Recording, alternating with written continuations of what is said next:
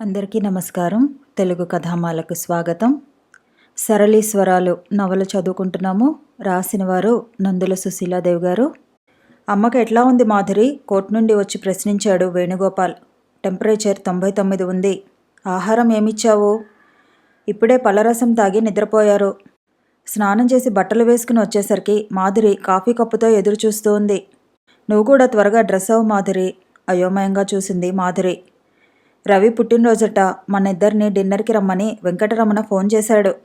మీరు వెళ్ళండి. వేణుకి సహనశక్తి ఒక్క క్షణం అడుగంటింది.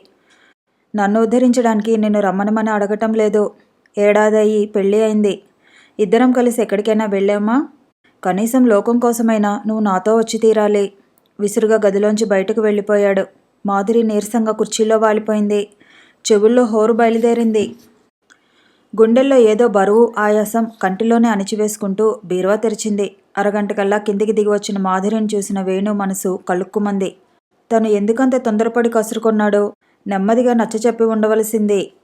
దశమి వెన్నెల సన్నసన్నగా పాకి వస్తుంటే రమణ ఇంటిమెట్లు ఎక్కారు ఇద్దరు. ఆ దంపతులను చూస్తూనే విమల ఎంతో సంతోషపడిపోతూ ఆహ్వానించింది. మొత్తానికి ఎట్లాగైతేనేం చెల్లెలు గారిని మా ఇంటికి తీసుకువచ్చారు. మాధురి నవ్వి రవినెత్తుకుని ముద్దు పెట్టుకుంది. వేణు చేతిలో బిస్కెట్ల టిన్ను చూడగానే మాధురి చేతిలోంచి దిగి వేణు వద్దకు వెళ్ళిపోయాడు రవి. మీవాడు మంచి రెవెన్యూ ఆఫీసర్ అవుతాడో రమణ అంటూ పిల్లవాడిని దగ్గరికి తీసుకున్నాడు వేణు. మాధురికి ఇల్లంతా చూపించింది విమల. వంటింట్లో అంతా ఎలక్ట్రిక్ సామాను, ఆధునికమైన వంట సామాగ్రి అంతా చక్కగా అమర్చబడి ఉంది. విమల తన కొత్త ప్రెషర్ కుక్కర్ వాడకాన్ని గురించి వివరంగా చెబుతుంది. కానీ మాధురి దృష్టిని అవేమీ ఆకర్షించలేకపోయాయి. ఆ తర్వాత అల్లికలు, వంటల మీద సంభాషణని మళ్లించింది విమల. ఒక స్త్రీని మరో స్త్రీ త్వరగా గుర్తిస్తుందంటారు. విమల మాధురి భావాలను గ్రహించి ఏదో పుస్తకాలను గురించి మాటలు మొదలుపెట్టింది. అప్పటికి మాధురి కొంచెంగా సంభాషణలో కలవగలిగింది. సంసార జీవితం పట్ల మమత మాధురికి ఏమాత్రం లేదని గ్రహించడానికి విమలకు అట్టేకాలం పట్టలేదు. కానీ మళ్ళీ తనలో తానే అనుకుంది తన ఊహ తప్పేమోనని. స్ఫురద్రూపి, సంస్కార హృదయుడు అయిన వేణుగోపాల్, సౌందర్య రాశి, మధుర భావాల పెన్నిధి అయిన మాధురుల సంసార జీవితం ఎంతో ఉదాత్తవంతమైనది అయి ఉండాలని అనుకుంది విమల. భోజనాల వద్ద నలుగురి సంభాషణ అనేక విషయాల మీద వలయాలు తిరుగుతుంది. ఒక సందర్భంలో రమణ మిత్రుడిని వేళాకాలం చేస్తూ అన్నాడు, మా రవిగాడికి ఓ బుల్లి పెళ్ళాన్ని త్వరగా ఇవ్వవయ్యా నాయనా. వేణుమోహం క్షణంలో సగంసేపు నల్లబడటం ఒక్క విమల దృష్టిలోనే పడింది. ఆ మరుక్షణంలోనే వేణు నవ్వేస్తూ సంభాషణ తప్పించాడు. మాధురి అరగంట నుండి ఏవేవో ఊహాలోకాల్లో విహరిస్తుంది. జరుగుతున్న సంభాషణ ఏది ఆమె కర్ణాలను సోకటం లేదు. పరధ్యానంగా పళ్ళెంలో అన్నాన్ని కెలుకుతుంది. ఆ రాత్రి మాధురి వేణు వెళ్ళిపోయాక భర్తతో తన అనుమానాన్ని వివరించింది విమల. అందుకనే ఎప్పుడూ అతను ఒంటరిగా వస్తాడు కాబోలునండి. రమణ ఓ క్షణం ఊరుకున్నాడు. ఛా, ఆ అమ్మాయి కొంచెం ముభావి అంతే. స్వతసిద్ధంగా కాస్త సిగ్గుగా మసలుతుంది. అంత మాత్రాన వాళ్ళ జీవితం సాఫీగా లేదని ఎందుకు అనుకోవాలి? నీలాగా డబ్బాలా వాగదు. నీ బోరు భరించలేక నిశ్శబ్దంగా ఉండిపోయి ఉంటుంది నవ్వాడు రమణ. విమల కూడా నవ్వి, పెళ్లికి ముందు నాకు నోట్లో నాలిక లేదనేవారు. సహవాస దోషం వల్ల వాగుడికాయ నవ్వటం నా తప్పు కాదు అని రవిని భుజం మీద వేసుకుని లోపలికి వెళ్ళిపోయింది. విమల మాటలను ఎగరగొట్టిన రమణ మనసులో ఎందుకో సందేహం కలిగింది. వేణు పద్మజను మర్చిపోలేదా? కానీ పద్మజ అంటే గౌరవంతో కూడిన ఆరాధన తప్ప వేణులో మరో భావం లేదని తరువాత సంవత్సరాల స్నేహం తెలియజెప్పింది. యూనివర్సిటీలో వాసవిని ప్రేమించి ఆమెతో జీవితం పెనవేసుకోవాలని ఆరాటపడేవాడు.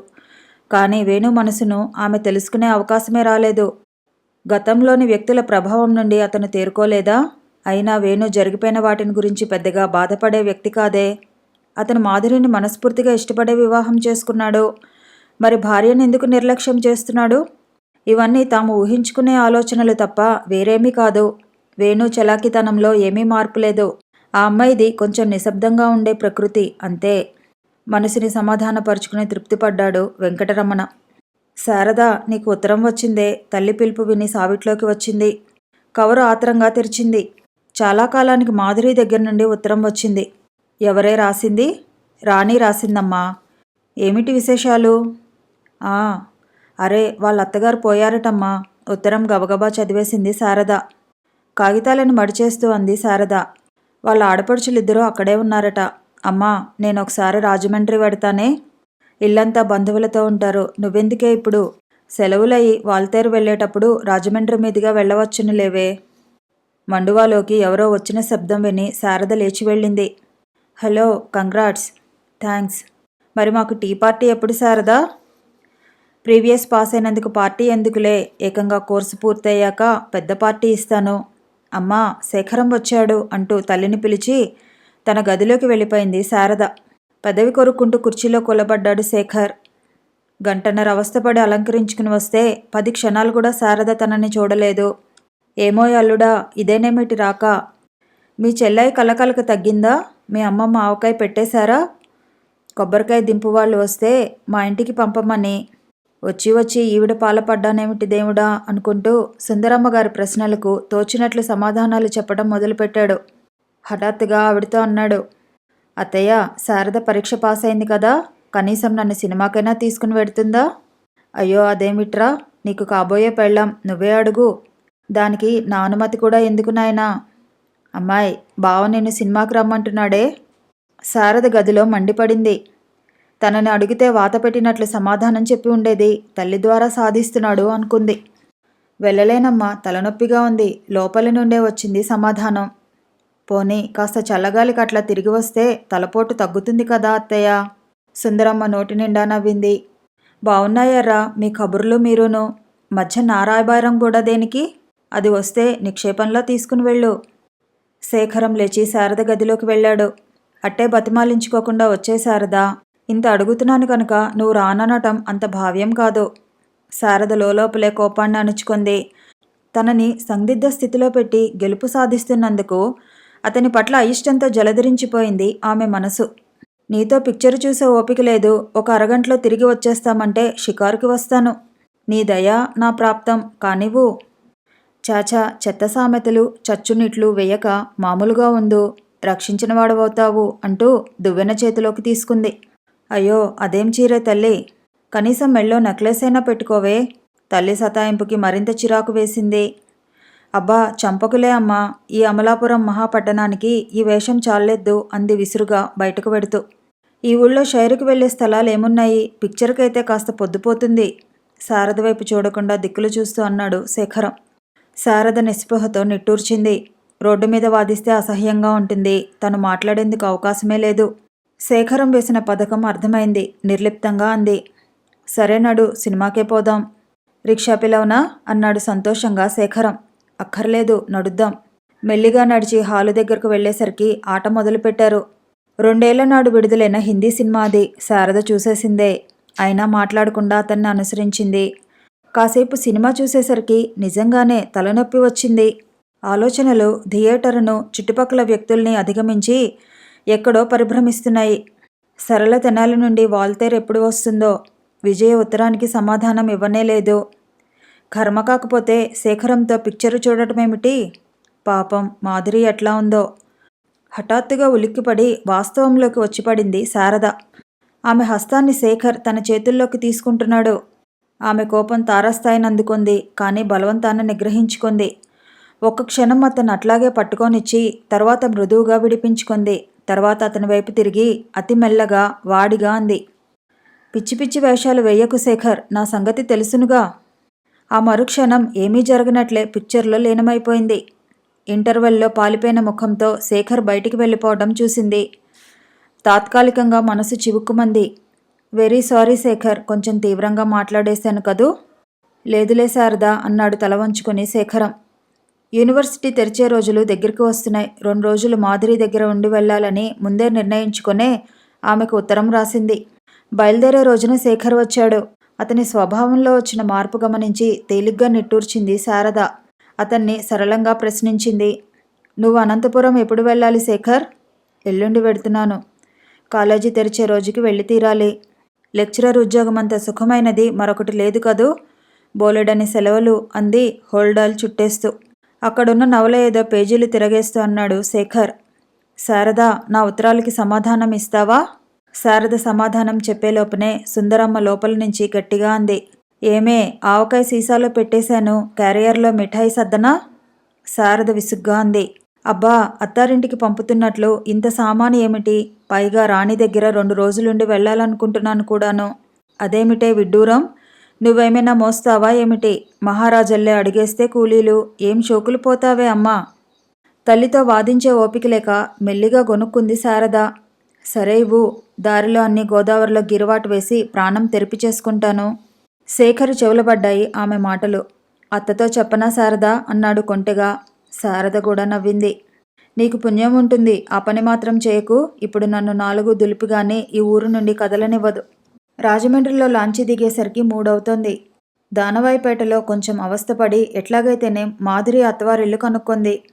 గుమ్మంలో శారదను చూస్తూనే వేగంగా వచ్చి కౌగిలించుకుంది మాధురి.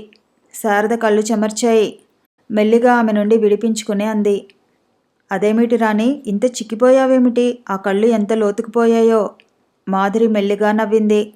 ఏనాడు పెద్ద బలంగా ఉన్నాను శారదా, లోపలికి రా అంటూ స్నేహితురాలి చేతిని ఆప్యాయంగా నొక్కింది. స్నానం చేసి వచ్చి మాధురి వద్ద కూర్చుంది శారద.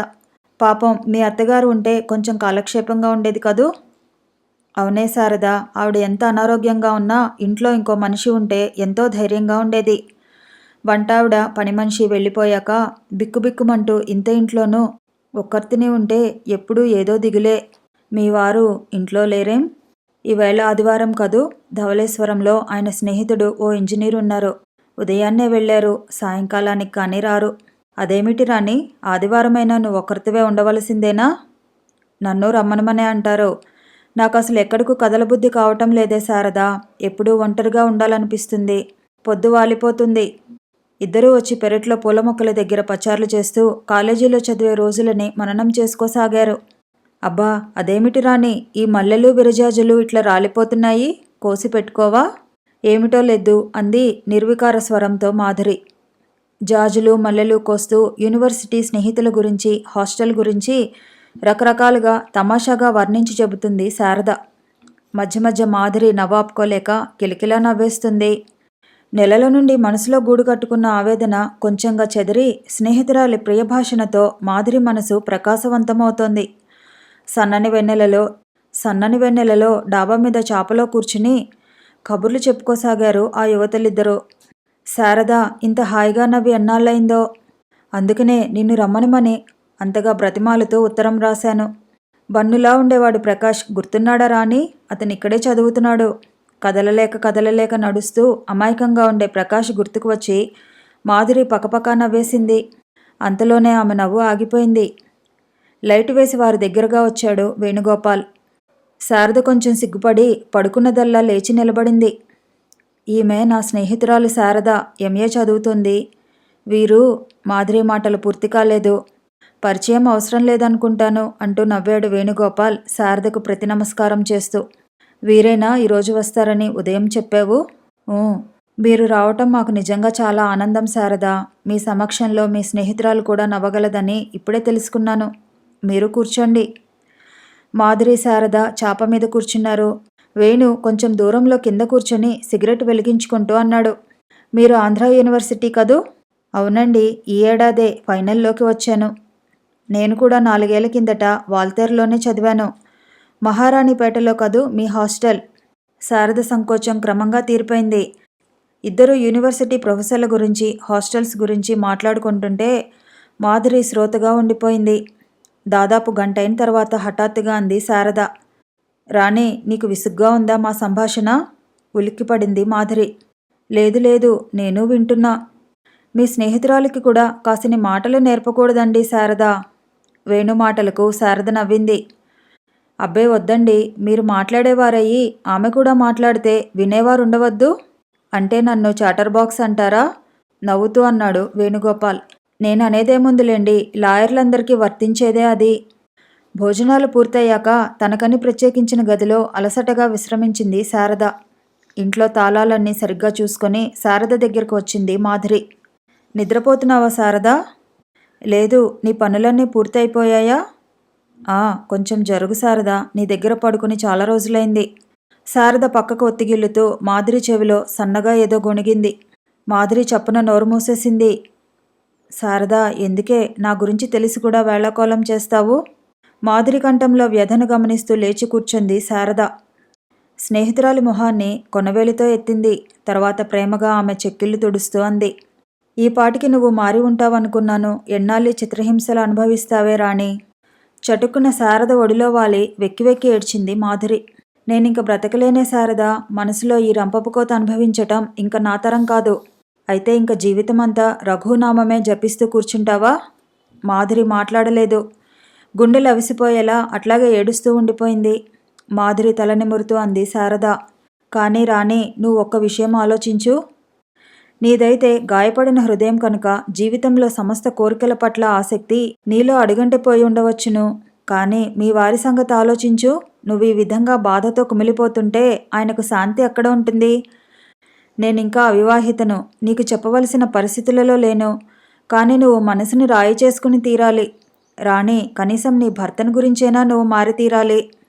కన్నీటి తెరలగుండా తల ఎత్తింది మాధురి. ఏం చేయనే శారద, వారికి నేను తగను. నేనే విధంగానూ నా మనసుని సమాధానపరుచుకోలేకుండా ఉన్నాను. వారిని చూస్తే నాలోని సమస్త శక్తులు అడుగంటిపోతాయి. ఆయన నన్ను సమీపిస్తే నేను మృత్యుశీతలనైపోతాను. నాకింక నిష్కృతి లేదే శారదా. అటు రఘుని ఏడిపించి ఇటు వీరిని క్షోభ పెడుతూ, చిచి, అసలు నా వంటి వాళ్ళు బ్రతికి ఉండటమే మహాపాపం. శారద మనసు బరువెక్కింది. శోకతప్త అయిన ఆ యువతిని ఏ విధంగా ఓదార్చాలో తెలియలేదు. అట్లాగే నెమ్మదిగా ఆమె కురులను సవరిస్తూ ఉండిపోయింది. ఉదయపుటెండ చురుక్కున మొహానికి తగులుతుండగా మెలకువ వచ్చింది శారదకు. పక్కన మాధురి లేదు. బద్ధకంగా ఒళ్ళు విరుచుకొని లేచింది. గది బయటకు రాగానే మాధురి ఎదురుగా వస్తూ కనబడింది. ఇప్పటికి మెలకువ వచ్చిందా శారద? ఒక్క క్షణం మాధురి వైపు తదేకంగా చూసింది శారద. తడి వెంట్రుకలను వేలుముడి వేసుకుంది.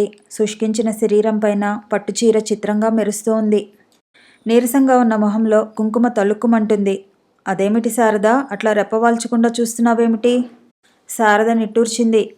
నిన్నేనే రాణి, చక్కనమ్మ చిక్కినా అందమేనంటారు. బహుశా నిన్ను చూసే ఆ సామెత పుట్టించి ఉంటారు. మాధురి నవ్వి, సర్లే, తర్వాత కవిత్వం తిరిగ్గా చెప్పవచ్చునులే. Coffee tiffin చల్లారిపోతున్నాయి. త్వరగా మొహం కడుకొనిరా, నడు అంది. సావిట్లో వేణుగోపాల్ కూర్చుని పేపర్ చదువుకుంటున్నాడు. శారదను చూసి నవ్వాడు. గుడ్, అసలైన స్టూడెంట్ని అనిపించుకొని 8 గంటలకు లేచారు. మాధురి దీపారాధన చేస్తుంటే శారద పూలను మాలగా కట్టసాగింది. వేణు డ్రెస్ అయి దేవుడి గది ముందర నుంచుని, నేను వెడుతున్నాను అన్నాడు భార్యతో. శారద తలెత్తి, 10 కూడా కానిదే, అప్పుడే వెళ్ళిపోతారా అంది. మా సీనియర్ గారి దగ్గరకు వెళ్ళి అక్కడి నుంచి కోర్టుకి వెడతాను. వస్తానండి అంటూ వెళ్ళిపోయాడు. రాణి, రాత్రి ప్యాసింజర్కి నేను వెళ్ళిపోతానే. మాధురి మొహం పాలిపోయింది. కొంచెం సేపు మాట్లాడలేదు. శారద, నువ్వు వచ్చినప్పటి నుండి నా మనసు ఎంతో తేలిగ్గా ఉంటుంది. 4 రోజులుండరాదు? రాణి, కొన్నాళ్ళు కాకినాడలో ఉండి రాకూడదటే. కాస్త స్థలం మార్పు అప్పుడప్పుడు మంచిది.